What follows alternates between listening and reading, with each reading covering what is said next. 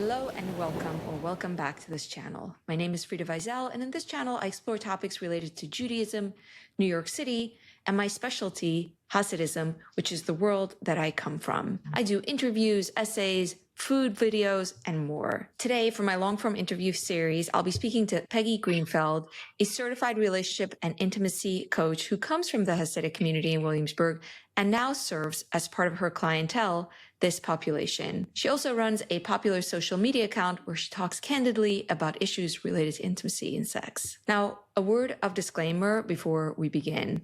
This discussion will contain adult themes on sex. If you're not comfortable with this discussion, I would suggest you click out now, and I'll see you in another video. Before I start this interview, I want to interject to add this. After I recorded this conversation, I spoke to a number of people because I wanted to make sure that I handle this very sensitive topic with as much forethought and nuance. Lieber, sie watscht. Sie watscht sehr stark. Like, nicht is an a hater, nicht tamarutze bringen, which is refreshing. And care as possible. After all, my aim is never to exoticize or to satisfy some voyeuristic impulse, but rather to touch on topics that are human, that are universal, that we can all relate to no matter our backgrounds. And what I heard from people were a number of things. People had various different experiences that might not have been reflected in this discussion. Some people felt that Hasidic marriage prep is more adequate and extensive than is described here. And most of all, people expressed a desire to see me publish this interview and to have a discussion around a topic that is so central and so important to our lives. I want to remind you that a discussion with an intimacy coach will by definition reflect the more problematic things, and I hope you can keep that in perspective as you listen to our conversation. Hello, Peggy, and thank you so much for agreeing to do this. Thanks for having me. I have so many questions for you, Peggy, but before I talk more about the specific things you see in your Your name is Peggy. is. If you know, you know. I would love to get to know you a little bit. Do you mind sharing a little bit about where you come from and where you are today? Sure. I grew up in Williamsburg, Stockmer, which is one of the biggest sects in Williamsburg. I grew up there. I got married there. I moved out to Rockland County, and I have two beautiful daughters. I got divorced around 14 years ago. I went on my own path, and now I'm not part of the community anymore. However, it's both. I'm not part of it, but I'm very much part of it in a way, because I work with them and I love them. I do. I understand them. I speak their language. I speak Yiddish fluently. I totally get them through and through. I get the guys. I get the women. I know exactly where they come from and what they're going through because I've been there, done that. However, now I practice my own. I do my own thing. But there's respect on both sides.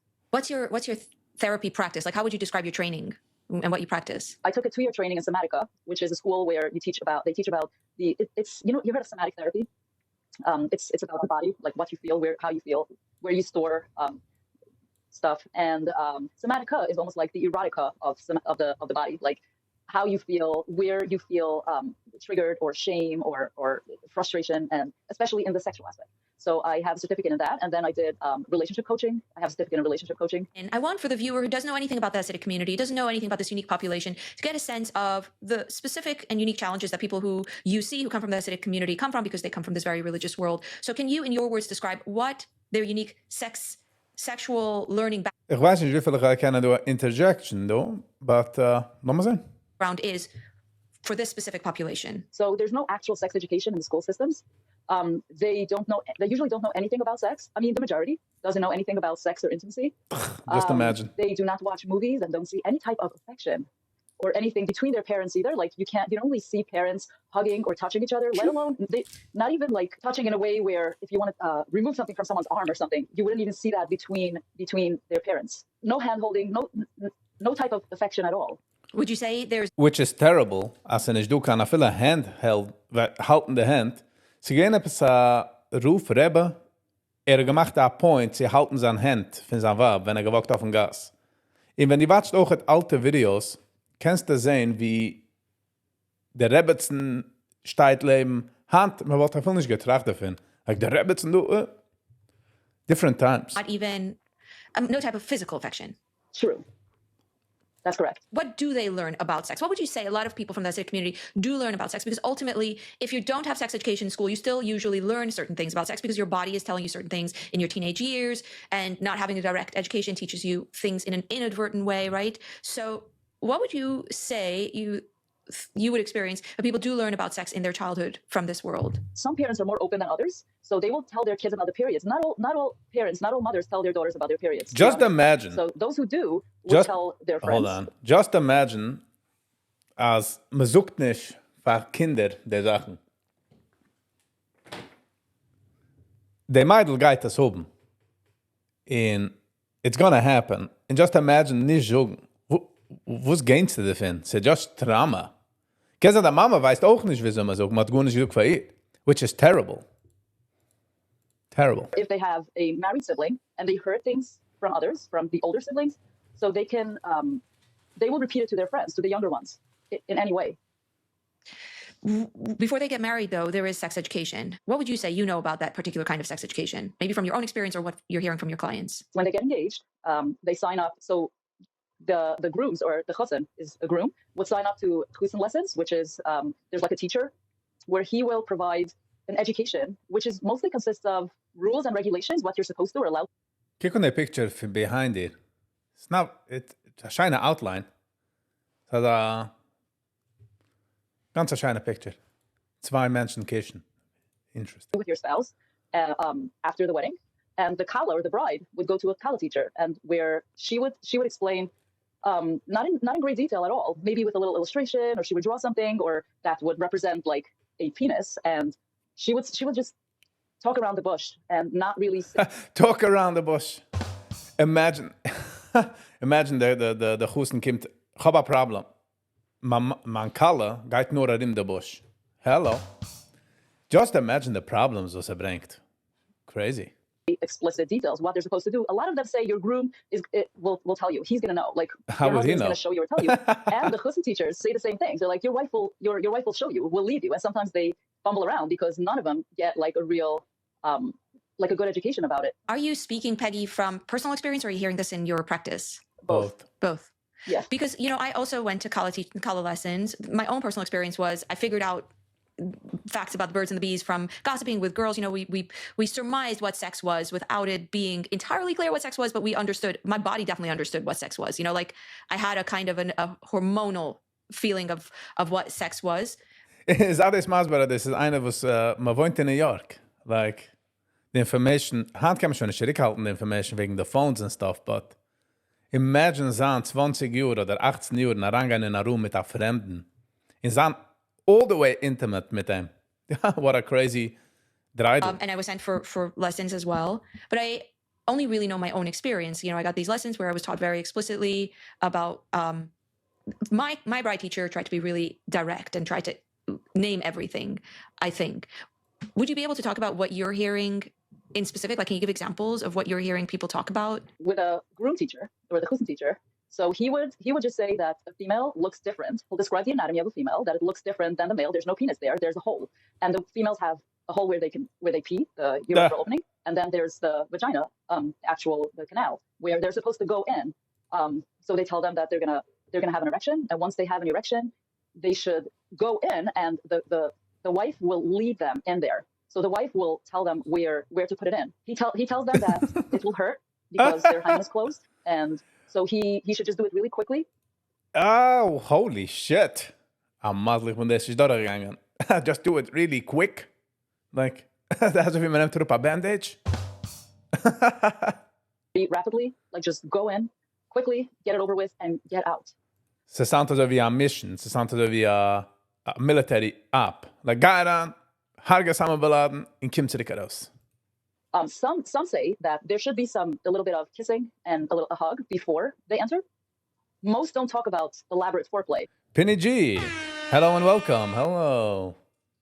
My Rebbe only passed me a note and was too embarrassed to speak. This is some crazy stuff. I think we're in yeshiva, and einer der Rebbe eine klot Chassan got like good young. And ein Tag hat man ihm gesehen, he's like freaking out. Basically, the Tug von der Chassan hat man ihm gekannt geben der Lesson, hat man ihm gegeben, a poor take Vater. He wanted to call off the whole wedding. Like, this? Kennst du like a joke? Er gesagt, ich kann nicht an der Chaser. So, dann sind der Rebbe, hat mir angeriefen, und sagt, sei nicht besorgt. Dann Tat hat das getan, und der Rebbe hat das getan, und der Rebbe Schlein hat das getan. Und sind alle Chaseren. You have to make sure the woman gets wet. Females can orgasm too. There's usually no talk about that. I know that some. But just imagine, as a Frau in Monroe, wenn ich sage Monroe, meine ich nicht Monroe, but I'm saying like in the real, hat noch nicht gehabt kein real orgasm, ever. Sie ist 50, 60, stalen as a cracker. Groom teachers or Husin teachers are more open-minded, but I'm talking about the majority that I hear here in this practice, that they're not like... Also wie sie gesagt at the beginning, but du hört man nur das Schlechte, weil der Gitte... Sinds du kein Doktor, was halt aus geheilte Menschen, right? So a Doktor seht dich nur zerbrochene Fies. But, als seht, als du ein Increase von zerbrochene Fies, sind wir, man darf gehen checken in the park. Sehen, wo das sich. They don't talk about foreplay or female orgasm at all. When people talk to you about how they were educated in sex, how do they feel it impacted their sex lives after marriage? Very badly. Very, very, very badly. Yeah. Bridal. Hello and welcome. Get pregnant almost like within 6 to 12 months after before they even get to know each other. The woman gets pregnant already. So once you're pregnant, the hormones change anyway. The hormones change and you feel different, and then you're nursing, and then the postpartum and everything until probably 2 years after, if she's not pregnant again, then they can start, okay, something's wrong, what's going on here? Our intimate life is like weird, and like she's not even comfortable with her husband usually to be completely naked and to be open and vulnerable and all that. She's not comfortable yet because she was taught to be modest, which is modest, and not uncover herself at all these years, with the long skirts, the tights, the everything has to be covered. They don't even tell them why they should be covered, that it can is because of the guy's sexual appetite or anything like that. It's just that it's a mitzvah to be tznius, or so they don't get they don't understand what's going on. They have to cover, and now when they get married, all of a sudden everything comes off, and they have to uncover, and they have. I have no idea. I have no idea what they think. Ich kann mich schon viel heranlegen as a mindset. Sex is the number uno, wenn es kommt zu zwei Menschen in a relationship. In a Vienna-Style, just imagine. Oh. In wie viel man gegangen wird von sie. Sehr wichtig. Alle andere Sachen weiß ich nicht. Day of day Welt ist sicher du. So, what are we doing? To be with this strange guy they don't even know, with their husbands. So there's a lot of shame. There's a lot of misunderstanding, pain. There's a lot of pain. It's emotional pain. Most of the time it's emotional pain. They suffer from vaginismus and stuff like that, which is a lot of times emotionally, because they're not at ease with their bodies to relax and to enjoy it. So who usually decides? What the guys are just coming up think? I don't know. Sollen fragen. The people that come up, sollen fragen. Sie steht da oben. Friday Wiesel is ganz known YouTuber. So, man kann fragen. Ich habe eine Synopsis. To your practice, what do you find, the men or the women? I would say it's both, but for different reasons. So the guys would come because they want more sex and better sex. The women would come because they want an emotional connection, and the guys don't understand. They don't really have a great understanding of what emotions are, especially for the women. And by the way, I want to make a disclaimer here. When I say guys, or when I say men or women, I mean mostly, for the most part. Yeah. There are many who do, but it's for the most part. Yeah, we're talking in generalizations. And in a world where men and women are raised in completely different cultures, it's very fair, I think, to talk in generalizations, because they have they have received different messages, and they are operating off of a different culture that they've been raised in. Do you, in your practice, it seems from your social media that you work a lot in people's sex lives. Like, a lot of your work seems to focus on helping people with their sex lives issues. What kind of support do you give? Does it involve like assignments? Does it involve specific instructions? I'm trying to get a sense of what your role is besides for listening and reflecting and like talk therapy. Usually couples do homework. It depends, depending on what their issue is. But if it's a communication issue, then I have them practice at home certain communication methods that they should use with each other. And I give them, it's mostly advice driven. I give them a lot of guidance and advice they should practice at home. And then they come back and we talk about it, how it went, and give them ideas, how to spice up their life, how to attune to each other's needs. No specific exercises, if that's what you meant by exercise. Yeah, I mean, I don't know. I'm wondering if there's like if it involves a touch her there and I don't know, see what happens. Of course, I mean, yeah, that's part of the guidance and the coaching. So I explain to them about foreplay. I teach them. Just imagine, man darf sagen, eine was hat schon zwei Kinder mit den alle Sachen, darf man sagen wegen Foreplay. And just imagine, wie sie kickt das so, oder vielleicht sie. Sie darf trosten den Prozess. Keiner hat ihr das keinmal nicht gesagt. Sie darf sein okay mit neuen Feelings. In okay, als ein Mensch, dem sie nicht comfortable, ist in derselben Room. Woo! Geht. How to make women want to know how to squirt, for example. So I teach the guys how to do that. So that's kind of with a method. What kind of fundamental things do you feel like you have to teach because people are so naive or so not knowledgeable? Well, for the most part, that women can orgasm too. And it's important for them. Yeah. And if a woman is wet, that's not an indication that she's had an orgasm. That's a big one. That comes up a lot, especially newlyweds. For the women, I tell them, like, the guys, it looks like their husbands are sexual, like have a sex addiction, just because they want to have sex twice a week or something. That there's Hello, darf man lang abbrechen. Sie du a sex issue, weil will haben mehr wie 2 Mal a Woche. Holy shit. Holy shit. But I'm sure, as wenn wir reden wegen, oh my God. Sag, der Mann ist totally offen mit seinem Verb. Totally geget. addiction. So I have to explain it to them that it's not. Wow, twice a week the women think is a sex addiction? 2 or 3 times a week, especially the way he asks for it, like in a desperate way, like he just wants to come. We just like, I don't know, way, like, hey, let's connect, like almost like I'm thirsty. Give me a drink, like I'm thirsty. It's very sad. Ja, was weiß nicht besser. Sie haben nicht keine Ahnung. Das, was man sich gesagt. Das, was man tut. Rum, beschaß, Masse. Geht. Die willst dort sein, ne? Du, das die am Aschgier. Du willst dir bei das heranzukommen und checken. Alles okay? Macht schon gereached? Ay. This conversation is already making me very sad because there's like so much miscommunication, misunderstanding. When we were talking. En ook, just imagine. Du, Menschen haben dich lieb mich gassen, ja? Menschen haben lieb all types of kinks in zu dreit machen, all these things. Und man kann es nicht scheren. Hey, bei Stettel Farm. Hello and welcome. Wir reden von anderen Mine Chickens. Just imagine, am hat nicht die Communication mit anything, just in Michigas ist eine Sache, was man kann nicht häusig machen in der Weg, weil jeder einer hat sich seine Quirks und Sachen, was hat lieb und was jener hat lieb. You know what I'm saying? So it's like a weird situation. Before, you said that you teach couples to kiss, which really struck me. What does it mean to teach couples to kiss? Yeah. Like French kissing? How to kiss? I guess so. Penny, how about positions? Das, was hat gesagt, man geht jetzt heran in der Prozess. Man geht jetzt heran in der Hirn, wo sie hat sie verkaufen. Sie lernt aus Kischen. What does it mean? You said that you teach couples how to kiss. How to kiss, or how to other techniques, like how to give him a blowjob, or how. Es ist sehr schwer zu reden, weil die können sehen, wenn sie decide zu sagen Orgasm oder Squirten oder Blowjob, sie darf sich so wie mentally preparen, als sie geht das sagen, weil sie sucht das heraus in der Public und ich kann keine Sache zu reden finden. Aber man darf reden finden, weil man darf Education. Für beide Sachen. Jeder darf Education. All kinds of stuff where anything that's a little more than just plain missionary, boring sex. Anything that's takes it to the next level. Ja. Missionary nicht boring. Hello, so nicht boring. As is boring, darf man es changen. Obviously. Ich will es dann sagen. The mention was enjoying missionary. You keep doing it. Laat dich not. Hasidic clients comfortable with this kind of candid conversation? No, not always. So I tell. Yeah, but jetzt hast du der erste Mal gekommen bei Stettel Farm, so. You know what I'm saying?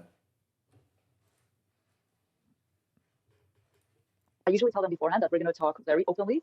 It actually calms them down. When I am the one that's comfortable, they tend to open up a little more. If I was shy, then they would be so much more shy. If I calm them down, I'm like, look, we're going to talk very openly. We can use any language you want. Just use language. Just use words. I don't like when clients use like doing it, or they try to say that place. The mitzvah. That's a vagina. This is a penis. It's called sex. It's called lovemaking. It's called being physically intimate. It's not, I like when they use those words. And this is a blowjob. And this is going down on a woman, or cunnilingus. That's a little too fancy. I love to use the proper words for these things. I think it's helpful. So yeah, some clients can blush, but I would blush. Ask them usually if they feel. I would blush. Ich sitze dort in einer Room, also ich bin aufgeklärt, man setzt sich herab und sie fängt zu reden von den Sachen. Und ich fange an zu sehen, wie viel ich weiß nicht. I would blush. uncomfortable, but I reassure them that it's fine. This room is a safe space, and we're going to talk about everything and anything, because if it's not here... Thank you, Bestetel. Thank you. Ja, als ik ben doe, geef ons like the video. Geef hit them like. Okay, so like naar Schmeichel. Paul Pound, hello and welcome. This is einstvaar financial advice, oder noch financial advice, because once you make financial advice, wisst ihr, sagen, get advice in the bedroom. Wat je geendigt aantreden, zal me doen met een reviewen. Freddy Wiesel gehad a conversation met Peggy. Peggy. Ja, ze had lieb, die mama had lieb gehad, wenn man het gepakt. This a joke van früher, I'm sorry. Maar laat me het again. Then if we don't talk about it... Not financial advice. Yeah. You have to know where you put your money. Hello. You want it to grow.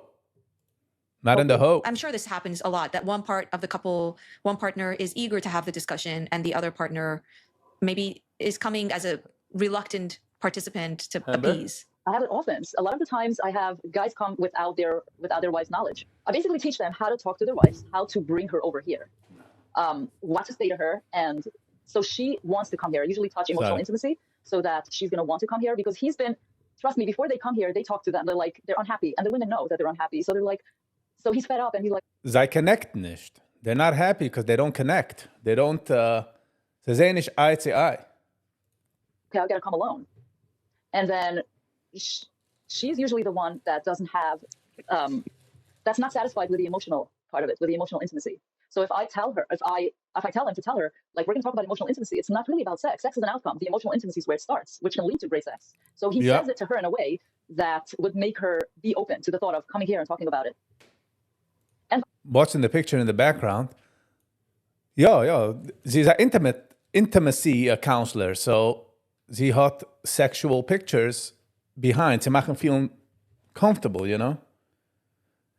Sie hat gesagt, dass sie kommt von Satmer, so sie redt Yiddish. And I guess sie hat sich herangelegt in die help, oder weil ihre eigene experience, oder sie hat gesagt, sie öffnen a shop or something, and it's a real need. It's a real need for them. So. I have women too. Sie kommt von Wilhelmsburg. Okay. Wilhelmsburg it is. Sorry, ich habe nicht gemeint zu suchen einen anderen Platz. I wonder what you... But exactly. Alone. I have women too that come alone. They don't feel satisfied. They don't feel sexually satisfied, emotionally satisfied. And they're like, how do I bring my husband here? How do I bring him over? So we talk about... Don't teach that it's the connection. And then finally, usually that's what ends up happening. He comes and we open discussion and we start talking about these important topics. I had like 3 questions that all flew out of my mind because you were talking about other things. And it's like such an intense topic. You know, one thing that's on my mind actually right now that is like hovering in the back of my mind is you seeing male clients by yourself as a woman, especially men who don't fully maybe understand issues with sexual harassment. What's sexual harassment? What's not sexual harassment? What's the borderline? Is it a concern for you personally? And how do you deal with that? So I have very strict boundaries. So if somebody's inappropriate with me, I put them back into their place and I remind them that this is a boundary that I'm not willing to cross. Let's say a silly comment, like they would comment about my body and they would say, oh, like something about my breasts or whatever. And I'm like, this is inappropriate. And this Oh, wow, sehr wichtig. Sehr wichtig. is a boundary. I want to redirect you. And usually they're very respectful. They feel bad. It comes from a lack of education of, they're with a woman here and they talk sexual stuff. So I ze kennen, man weiß nicht wie an, wie aus. remind them and I understand them. I have empathy for them. I understand them. And I'm like, this is not appropriate. So they're like, oh, I'm so sorry. I didn't know that. I'm like, yeah. And then we continue with the discussion. I have some guys who are like, oh my gosh, this turns me on so much. Like, can you see? And I'm like, no. And I'm not. So we don't have to discuss that. Hold on. That's it again. Something about my breasts or whatever. And I'm like, this is inappropriate and this crosses a boundary. I want to redirect you. And usually they're very respectful. They feel bad. It comes from a lack of education of, they're with a woman here and they talk sexual stuff. So I kind of remind them and I understand them. I have empathy for them. I understand them. And I'm like, this is not appropriate. So they're like, oh, I'm so sorry. I didn't know that. I'm like, yeah. And then we continue with the discussion. I have some guys who are like, oh my gosh, this turns me on so much. Like, can you see? And I'm like, no. And I'm not. So we don't have to discuss that. And let's focus on the topic and don't worry about it. I don't want to shame them for having an erection. I don't. I try not to shame them because I'm very against shame when it comes to sexuality. Noch einmal, het noch keinem gehad kein conversation deswegen, ever, I would say. Und ich wollte doch nicht gewesen naiv. So Kim do und redt mit, the Peggy meinst du? Kann werden als ein Problem. But, ich aber nur, als sie versteht das. Das ist auch wichtig, wenn man kommt in der Community. Man versteht das. Like, you get it. You get it, als meint nicht gut nicht schlecht gegen dich personally, so... So I'm like, Yeah. no, I can't see. I don't know what's in your mind. And who cares? Let's just try to focus on the topic. To which degree do you find that shame for this population, I'm sure you have other clients, is more prevalent than with people who grow up with maybe more comfortable being undressed and more sex education? I would say it's like this. Guys go to the mikvah, which is a ritual bath, where they get undressed from, I don't know, from the 2 or 3 years old. Their fathers take them and they see they're more in nudity than women. So there's a little less shame when it comes to body or body image with guys than it is with the females. However, I did notice that guys have a huge, it's more like guilt than shame about their genital area, because they were taught not to touch themselves at all. No masturbation, no, actually, they don't even tell them no masturbation. They're like, that area is holy. They beat around the bush a lot. Like, that area is holy. Don't even put your hands in your pocket, because it can, they don't even. Ich denke einmal in Heider, und man gesagt, dass man tun nicht sitzen auf der Bank, bei der Tisch, wenn es hat Asen zwischen den Füßen. Das ist gewähnt der most important Sache in Kinderwurf. You got what I'm saying? Don't tell them exactly why. Don't even lay on your stomach. Don't put your hands in your pocket. Don't look. Don't touch. All these rules, which then they feel like shame and guilt for having pleasure. So it's like a mix of shame, pleasure, guilt, all wrapped in one, and they don't know how to deal with that. It's weird feelings that they haven't felt, because now when they're married, they're supposed to have sex, but they feel guilty and weird and awkward. Ja. Noch einmal, man sucht ja das ganze Leben, man tun nicht kommen, man tun sich ausraben, man tun nicht touchen, und wenn die ist, you know, feels du downgraded. Und auch het Fahrden bist du noch den ganzen tense up. Aber noch dann, wenn du bist, noch acherle Maße, bist du schon sachruhiger. Fangst du an, zurückkommen, the previous guilt. Sie sagen immer, sie nicht, ist irrelevant. It's crazy. And especially if they don't have enough sex, they're going to masturbate. And they feel a tremendous amount of shame and guilt when it comes to that. But women don't. Women are not taught anything about masturbation, but also not indirectly. So would you say women don't carry that kind of negative feelings, baggage around masturbation?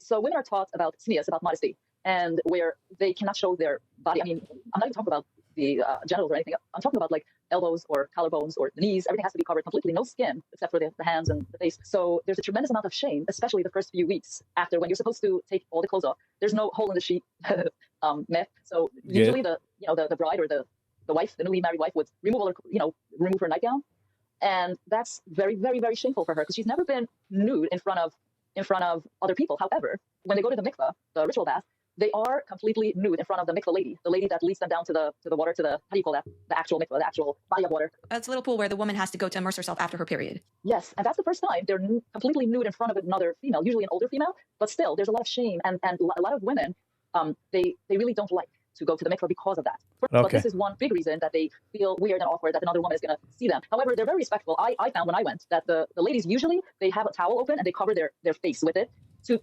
pay respect for the lady that's going to dip. Not all of them do it, but with my experience, they did try. So it's a little less awkward. You know, I think there's a kind of a fantasy in the popular world that the mikveh lady, there's some kind of sexual energy with the mikveh ladies, and people seem to me to like the story of the mikveh lady who's inappropriate. No. And I've heard a lot of these stories. In my experience also, they are these old women who have seen all sorts of female. Ich habe nicht ever gehört das story, but again, And they're just trying to get it over with. But I remember also as being a shy young woman being extremely uncomfortable with the mikveh experience, that there was a woman there when you're completely undressed. It's a very shocking thing. Something I wonder about a lot is there must be some women who come out of this modesty experience not having these shame feelings about their bodies. Like, do you find that there's a spectrum how people are affected by the same kind of messaging? Yes, some women find it incredibly exciting that they can finally unveil, that they can finally disrobe, they can finally be naked, and it's sort of like a rebellious streak that they have. Like, I wasn't allowed to until now. Watch what I can do. And those are the women that they have a pretty healthy attitude towards their sexuality. They would masturbate openly. I mean, with their husbands. Openly. They would wear lingerie or something sexy in the bedroom. They wouldn't have that. They aren't as prude as the other ones. And there's a lot in between. There's a lot take some time, and then within a year they start getting comfortable. Some have really amazing marriages, so the husband helps her get out of her shell a little bit. So there's that too. And there's the other side where the women are more comfortable than the men. So the women help the guys get out of their shell. There's a little bit of everything. However, this is, man darf oben gute communication mit der Wab. Ob man kennt sich, you know. I'm sure there are people who sind herangegangen in a marriage, sich nicht gekannt, and they're just amazing. But ich meine, es ist far in between. Sam, by the way, gib mir a email wegen der wallet. Okay, the email is in the description below. The majority is the shame for both of them, especially for the females. Yeah, around the body, shame around the body. Yeah. In the Hasidic community, these very young people are married off, and they have these messages about sexual inhibition, about shame, about what not to touch and where not to look, and suddenly they're thrust into going from no sexual contact to having sex on the wedding night with essentially a stranger. What happens to these two people who have that shared experience? What do you find it does to the relationship? So to be honest, the majority don't even talk about it. They can have sex a few times a month, like, I don't know, like twice a week. But once that is over, once he goes back into his bed, they don't talk about it. That discussion is over. They don't talk about it. They don't say, there's no post-sex talk. Like, how was it for you? This is how it was for me. And this is what I strongly encourage couples to do. They have to talk about their sex life with each other to see, how can we improve? Was this enjoyable to you? Is there anything I can do more? Is there anything I should do less? Do you want to explore something together? The minority, though, do talk about it. And they do want to open up that, they do want to talk about it more and help themselves to have better, more satisfaction. Ik ben me dat vragen ook the question, do they even know as is do meer? Do they even know as is, the options is riesig? Riesig. If you get what I'm saying. Sex lives. But the majority, they don't talk about sex. And I see couples who are 30 years married or more, they still don't really talk about sex. Woo. It's not a discussion at all. So we hebben zijn man het gasten gaat in zijn schwere gezoek van de meidel als dan man tried anything else. Kim zoek maar. Zo, 2-3 tegen nog de gasten. Kim de vrouw zu die Tate en zoekt dat tried neue Sachen. Zo, me rief aan de Eidem. Eidem rief zich gewoon. Verstaan is schwer. Kinder wil ik de ook het hebben. Hello. Do it, and that's it. So not a lot of bonding. Not a lot of bond, because I'm wondering if there's like shared youthful, like almost trauma in the wedding night. How do people talk to you about the wedding night? Because the wedding night, I think, is traumatic for what I've heard of a lot of people. So I only hear the sad stories. I don't usually hear the like, oh my God, we had an amazing night. Like they probably wouldn't come see me really. Like those who are like great from the start, they don't normally come unless they want to like enhance this because they've been stagnant and bored in the bedroom. But I do hear. Zegt, me darf ook het pressen als het normaal te werden stagnant and boring in the bedroom. En ze is okay. Me darf just arbeiten eraf. Me kan arbeiten eraf. Very sad stories when it comes to that. So the couple gets married and he's not really attracted to her at all. Like once they get married, he's not very into her for several different reasons. Either because he's gay and he just got married because it's part of the system. And he's not attracted to females at all. And it's hard for him to have an erection. So you can't break the hymen without an erection. You can't do that. So he would have to like, it would take them a very, very long time for this to happen. So that's one experience. Or where she has tremendous amount of pain and she's not interested and she feels like there's a stranger in her bedroom because they don't really talk throughout the engagement. So there's no interaction. There's nothing like for them to be warmed up. So what happens is they would get home after the wedding, which is probably like late at night, 2 or 3 a.m. or later. They would both go into the shower separately. Usually she would wait in the bed for him to get in. You know, they would recite something like a blessing or something beforehand. And she would go into bed and the Kala teacher, or the teacher, whoever taught her about sexuality would tell her to lay down and put a pillow under her bottom and be ready for him to come in and just to receive him, you know, something like that. And he would go in he would remove his pajamas, go in and just either give her a little kiss or not, and just try to enter her. Oh, they would use lube, like some sort of lube, like lubricant. It's not always a success, so they would have to try many times. I've had couples here who never consummated the marriage, even a year or more after. They never ever consummated the marriage. They never ever were successful. They were struggling either with erection or shame or pain. On the other side, we see here a lot of the, of course, negative sides of the inhibition and the modesty. There is another side to that, which is an innocence. You know, in the secular world, there is an overexposure to sex. There's an introduction to pornography at a very young age.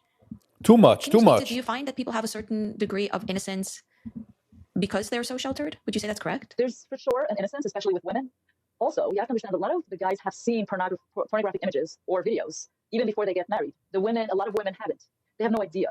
And the husband wants to do like stuff that he saw in porn with her. And she's like, what do you want from me? Like, even touch her breasts. And she's like, okay, this feels weird and uncomfortable. Why are you touching my, like, why? Why are you even touching me there? Or trying to finger her or, you know, like explore the vagina.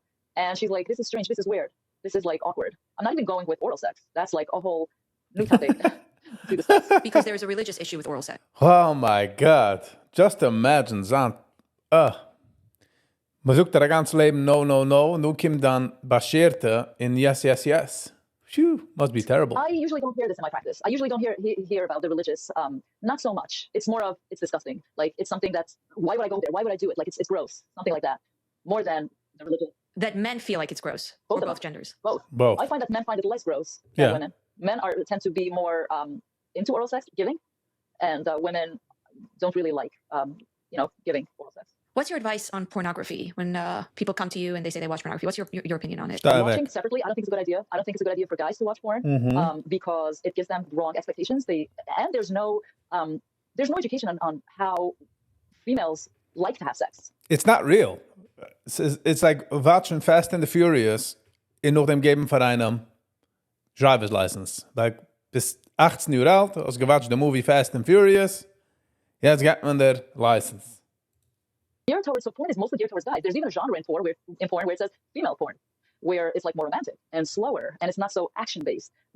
In regular porn, it's like it's very graphic, it's very goal-oriented. They get to the point like immediately. There's not a lot of foreplay in porn, so guys love that because they like to get to the point and they just need to, they jerk off to it and it does its job. But there are many women who do enjoy and watch porn. They are, but I don't think it's a great idea for guys, especially if they want to learn how to treat a woman and how to have great sex with their own wife, and they take it from porn. I think it's pretty bad. However, if the couple wants to enhance their own sex life and both of them like to watch porn together, then it can be exciting for them, and I would encourage it, occasionally, if it can enhance their own life. And they can learn stuff from there, different positions and different ideas. Is it hard to communicate to people that porn is bad if they come from a world where they think that to open yourself up sexually is maybe to throw away all the taboos? Actually, no, I found it pretty easy for me to convey that message to the guys. And most of them agree. I have a lot of clients who are addicted to porn and they hate it. They really don't like it. They feel horrible. They feel horrible that they can't get out of it. Yeah. On your social media, you have like a whole category on Instagram of sex positions. And you ask me, what's your favorite sex position? People are like, me and hubby or me and my wife like to do it like this. We like to do, when you're overweight and you're like oversized bodies or when you're pregnant, what works. Like people seem to be so comfortable sharing about their sex lives. Is that what you find on your Instagram? Or is it just a selective number? No, it's all anonymous. I can't see who writes them. So they have a space there on my social media account that they can be anonymous. So they can share everything and anything, even more when they're with me in person. So they can share all their fantasies, fetishes, kinks, whatever's going on. Or what. Ich meine, ich habe gefallen auf Jealousgram. Ich bin nicht auf Jealousgram, ich bin nach Ruhe gegangen, but wenn ich bin da gewesen, ich meine, der letzte paar Wochen, was ich mir gewesen darauf, habe ich gefallen auf dir. To happen, too. So it's a very comfortable space and a safe space for them to put it out there. And I've heard back, I get a tremendous amount of feedback from people on my social media, private. They message me in private that it's helped them a lot. They look through, not all of them participate in writing, but they read it and they're like, wow, this is an interesting idea. I'd love to try this, and it helps them. Exactly. So it's a great knowledge to know that this space is, you can talk about everything and anything. It's almost like you're a fly in somebody else's bedroom where you never had that opportunity until now, where you can actually see what's going on there. Was there any clue that you can see looking back in your childhood that you were going to be comfortable talking about sex coming from such a world where it's so taboo to talk about it? So I always had a rebellious streak to me. And I was super curious about everything and anything. I was curious about my body. I was curious about the world. I was curious about everything. So I had to explore everything. Like, this feels interesting. This feels strange. And, I tried different types of things. And I was reading. So we didn't have any English books at home. I had to read the encyclopedia and the dictionary. I read the dictionary from cover to cover because there was nothing else to read in English. So, and I would see the word sex and I was like, wait, they don't describe it. They're like gender and male, female. And then I would go and dig further and further. But yeah, I was super, it's the curiosity and the little rebellious streak that made me who I am today. And I feel like shame, if there's shame within it, then you can't really have a relaxed, enjoyable sexual experience with shame. Yeah. How do you guide people to let go of their shame? First of all, to talk about it. Talk about it. It's okay. Nothing happens if you talk about it, meaning only within the couple. Like not with. I'm not advocating for them to talk to their friends or to their brothers, but talk with each other about it. What do you feel? Das ist definitely. Red nicht zu deinen Friends, okay? Your friends darf das nicht wissen. What is it what do you need and what do you feel? And try to explore different things. Trying to let go. Trying to be in your body and not in your head. And just let go of stigma. Yeah. Let go. It's hard for me to explain it to you here, but when I have it during the session, like we go into a lot of details and we discuss it bit by bit.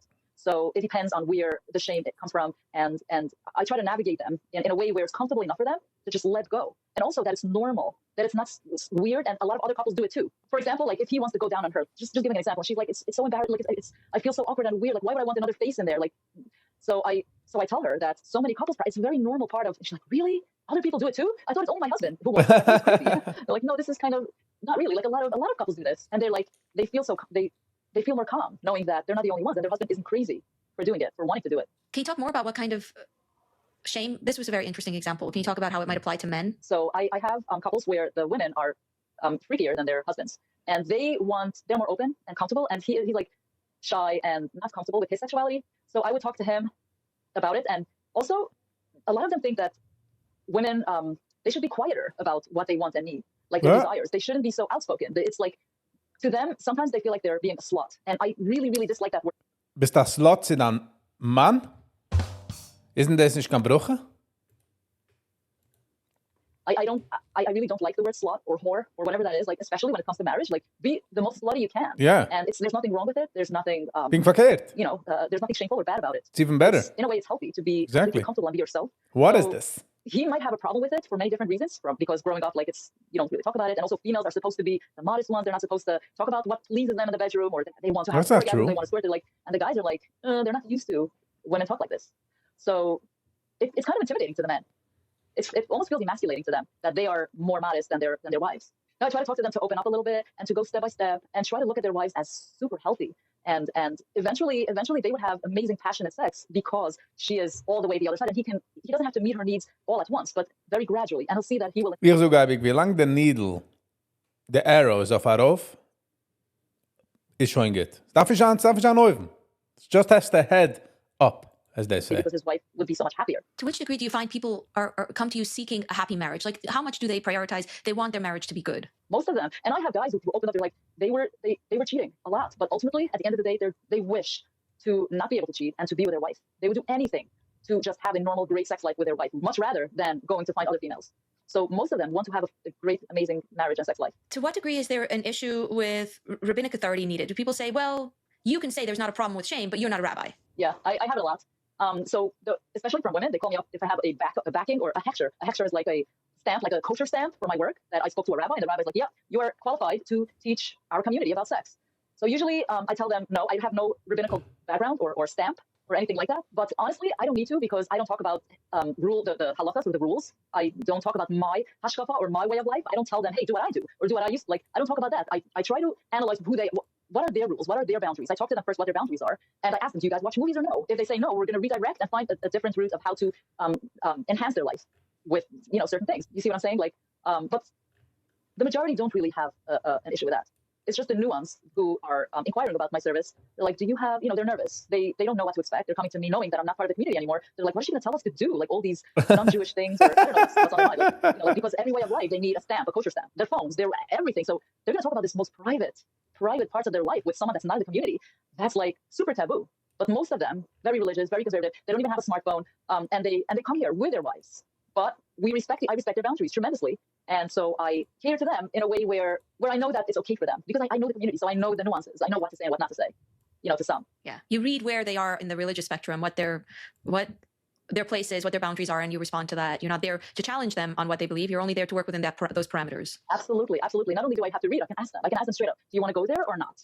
And they're honest with me, say, no, we're not going there. So sure, okay, so we have to reroute and find a different solution. You're not looking to impose any set of values. You're just trying to make their marriage come to a better, more intimate place. And I think once they believe that and see that, the whole hechsher thing probably is not central. I also have guys who they would love to have a session with me, but they don't want to show their faces. So I've had sessions anonymously. They don't have to tell me their names. I don't ask for a name or for a location. They can call me from anywhere in the world, either on the phone, or I've had sessions, text sessions, because they didn't even want me to hear their voices. So we have sessions through text where we can open up, so he can open up to me or she can open up to me completely, and I respond via text. So we have this session back and forth in text, just to stay anonymous, which I find pretty cool, because they can get help without exposing their face, their voice, or anything.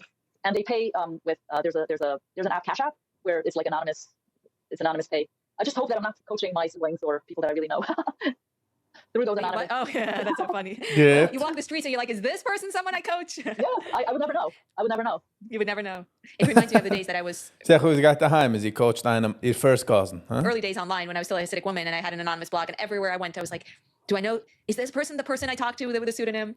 Yeah. Ich pflege das ich habe das gehabt mit nicht Facebook, Yahoo Chat. Ich habe getroffen dort der Cousin, einer was sie geworden, mein Cousin. Is that schon hand gegett, but it was funny. I would like to, I feel like we've heard so many stories of people's struggles, and I'd like to, I guess, move to more hope. Positive. There are hopeless couples who come here and they're like, their bedroom life is so boring. It's draining. They're not interested in each other anymore. They've been married for 15 years plus. So I try to teach them and tell them different things to how to enhance their stuff. And they're like, oh, wow, I never heard of this. I never heard of that. And I love it. It feels so good to give them this education and teach them a couple of things that Just imagine, gehen dort und sie ihr hören die alle Sachen, seine älteren Mann, und noch dem Trauen die alle Sachen. Wo hat Peggy gesucht noch einmal? Nicht so häusig machen, it's just fun.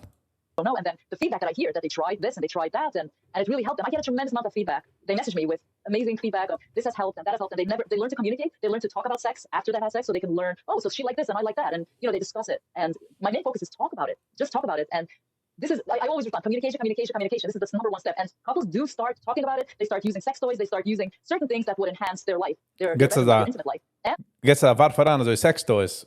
Hoffe sie gehen machen das Artikel especially for guys to open up their minds about emotional intimacy and what it means to the woman, and that when they cater to them, the women open up sexually to them, and that's so surprising for them. It's very surprising to see the connection between emotional and physical intimacy, like one leads to the other. We talked a lot about young couples, but in the ultra-Orthodox Jewish community, usually marriages last a very long time. What do you find couples that have been married for a very long time? How can you speak to that experience and what challenges you see?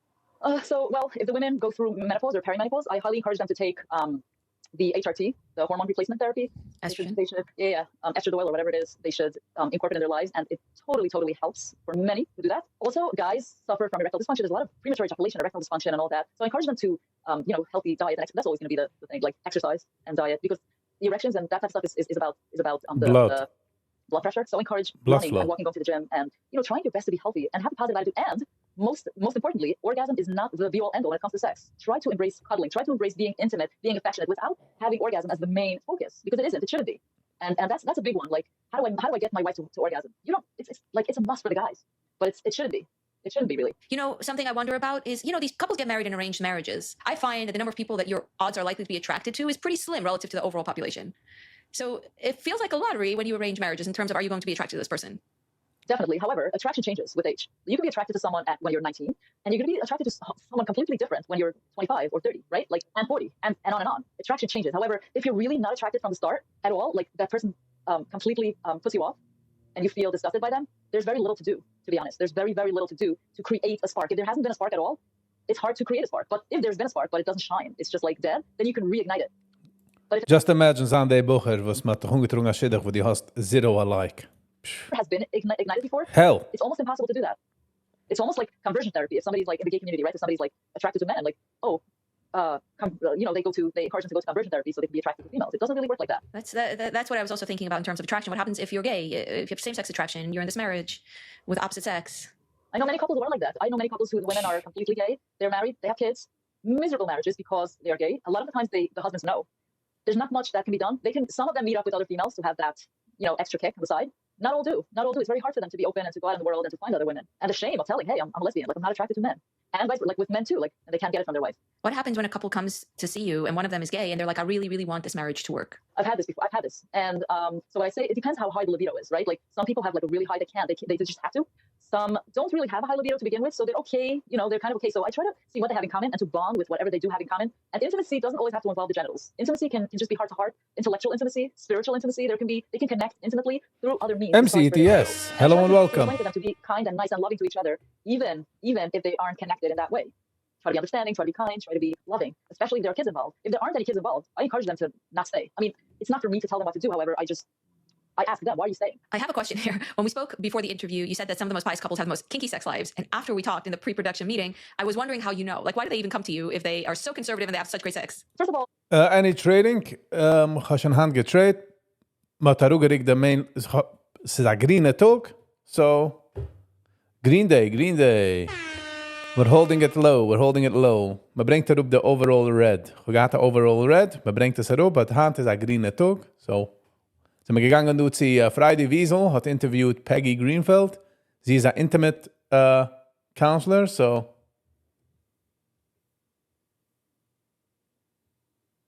Thank you. Love you too. They feel like, they need to share. They need to share about their excitement. They need to share to someone else. Like, just to hear, like, this and this, we do this and this. Most of the time, yes, I have yay green. Fetish that my wife or husband doesn't know. And I want to tell someone. It's been building up inside. I need to tell someone. Do you see, like, do couples come to you and they're like, they're good. They're having a blast. They're shacking it up, like, in the best ways possible. But for some reason, they show up to you. Does that happen? Yeah, because there's always, sky's the limit. The sky's the limit. Like, yeah, we're great. But you know what? We want to take it to the next level. What can we do? So I usually ask them, tell me how it's now. And which level are you at? So I can take you to the next one. What do you think the future is for this world? Like, are you finding anything changing? I would highly, highly recommend for couples to take birth control the first year, for sure. Like, get to know each other first. Get to know her, get to know him, get to know each other, bond before you get her pregnant. Because once she's pregnant and starts nursing and gets pregnant again, and there's a baby in the house, you have to build a real strong foundation when it comes to intimacy, and then you can always look back to that part. If stuff goes wrong or it goes dull, you can look back at that amazing first year that you have. But if you get pregnant immediately, what's there to look back at? There's nothing. There's no spark or amazing times to look back at much, right? So I would highly recommend that. Also, I would want them to, almost like it's mandatory for them to go to classes to learn, to have the lessons for how to consummate a marriage, to have sex. It should be mandatory to come after the wedding, both of them, to come for a couple of months for sessions. Like, okay, how's it going? What are what are the issues and what's going on? Because so many times that's where it just there's a bad couple of first months. And it goes down from there. Nobody seeks out help. They're embarrassed to talk about it. There's shame, and they don't know who and where to reach out to. They're embarrassed to go call their rabbi. Yeah, no, actually, on that note, I recently Imagine, read, wo hat doch der Rabbi... in a couple Sorry, wo hat doch der Rabbi sagen? Der Rabbi was na picture. Der Rabbi weiß doch auch nicht. Da war aber doch auch gereached, orgasmic. Kennst du, der Rabbi ist a king. Who knows? stories from the Hasidic community where the couple gets married in an arranged marriage and there are people meddling in their intimate life, like the rabbi and who knows what. Do you find that's common? I didn't. Not necessarily, unless there's an issue and they're talking to them about it. Then maybe there's a nosy rabbi that's like, what are you guys doing? But I haven't. It didn't come up a lot here. No. To what degree does the fact that women usually don't take birth control interfere with their sex lives? The fact that having sex means you could get pregnant, I'm sure, is a source of anxiety in some cases, right? Yes, but also women who take hormonal birth control, their libido drops tremendously. So I encourage those who are on hormonal to get off of it and go on IUD, that like the copper IUD or different hormonal methods where it doesn't interfere with their libido. Because most of the time, again, the majority of men have a a higher libido than the women. If they take birth control, then it knocks it down to half or more. So the difference is even bigger. And the issue with regards to losing libido and on medication is also pretty common for people on antidepressants, right? Are people aware of the consequences? Well, if I would ask them, and if they say they're on, I usually ask them if they suffer from low libido, I would ask them if they're on any medications. And if they are, some SSRIs are one of the biggest side effects. Are like, so for some people, I guess it becomes a real exchange. Some people feel like SSRIs keep them functioning. Yeah, and some psychiatrists prescribe SSRIs for those with very, very high sex drives to bring it down to normal. To bring it down a little bit, because they're like abnormally hypersexual and they just can't get enough, and they masturbate multiple times a day. They have sex, they have a need to have sex multiple times a day, constantly. So they go for help, and they tell them to take. I'm not sure if it's a good idea or not. I'm not a doctor. I'm not a psychiatrist. I'm not, so I'm not sure, what it does to them if they do take that. Is there anything else you want to speak to before we wrap up? So many guys I'm attracted to my neighbor. I'm attracted to my employee. I'm attracted to my boss. What do I do? How do I deal with it? And I'm like, first of all, attraction is not a sin. It's okay to be attracted to someone. It's okay. It's fine. People are attracted to other people. It's a feeling. It's like, it's an acknowledgement that person is hot, but that is okay. It's fine to find someone attractive. It's okay to see that there are other beautiful people in the world, right? It's what you do with it. It's how you act. Like, do you ogle at them? Like, what do you do about it? And that's what matters, not the attraction. The attraction isn't the issue. It's what you do about it. I think being able to talk to you without judgment, I think that's, in a world where there's so much judgment, it's a relief to hear from you that you set that aside and you listen to people. Oh, of course, they see it on my replies on Instagram because I don't judge, each to their own completely. The fact that they can open up and share this with me, I find it great. I find that it's I'm happy that these people feel comfortable with me to be able to open up in that way, that they feel safe. You're like a giant hug in words. There's something very sweet about that. I guess. Well, Peggy, thank you so much for sharing so much and for this conversation. I am going to link your Instagram. Anything else I should link in the video? No, my Instagram is fine. My Instagram is okay. Instagram's fine. You have everything on your Instagram. Great. I'll link your Instagram in the video description. And Wow. What a episode. Ich muss geben Credit für Wiesel, für Freddy, für den halten es also clean, und nicht busy mit der Negative, in blamen, in schreien, in machen. Just reden mit einem, hören, wo tit sich. In der Sache darf man just communication. But what a good episode. What a good episode. Sie bringt darauf the negative in a positive Weg, which all credit. All right, I liked the video. Ich bin 829.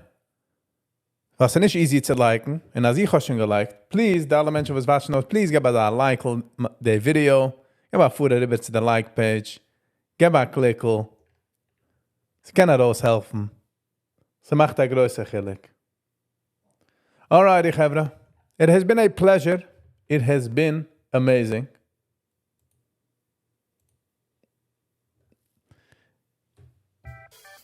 Immer geht sich gesegnen.